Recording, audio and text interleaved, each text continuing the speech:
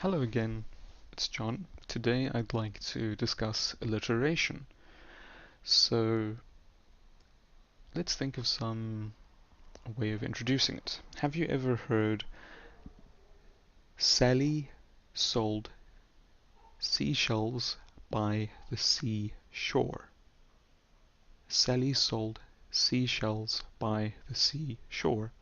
Or Peter Piper picked a peck of pickled peppers. These are both examples of alliteration. So what did you notice about these two sentences? They have stressed syllables with the same sound or sound group repeating at the beginning of two or more words. So why do we practice alliteration? Because it's useful for pronouncing specific sounds. But they don't always have to start with the same letter. Sometimes they just need the same sound. For example, when we write PH, it can sound like F. For example, funny photos. Photos, it's written PHOTOS, but it sounds like F. Or C can sometimes sound like S.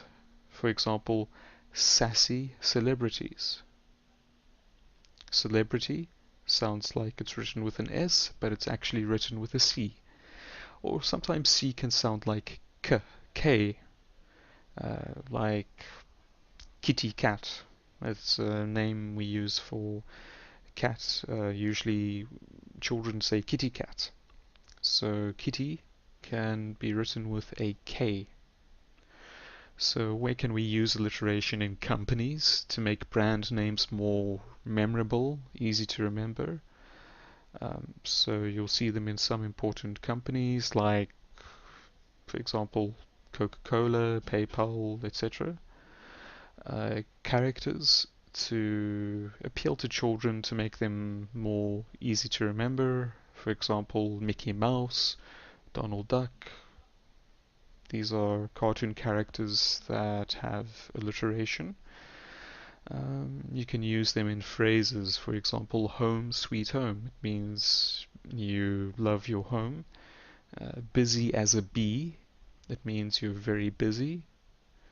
Good as gold. It means your promise is very good. You keep your promises. Uh, you can use them in poems and sometimes to have a good rhythm. Uh, just some examples. Sleek seals, dipping, diving, strolling slowly.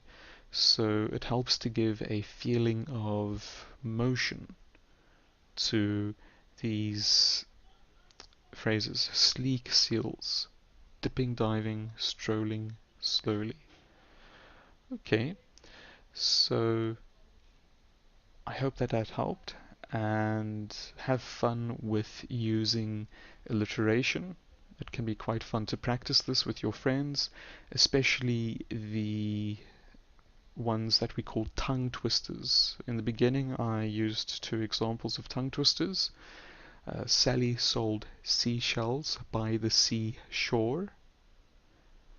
Peter Piper picked a pep.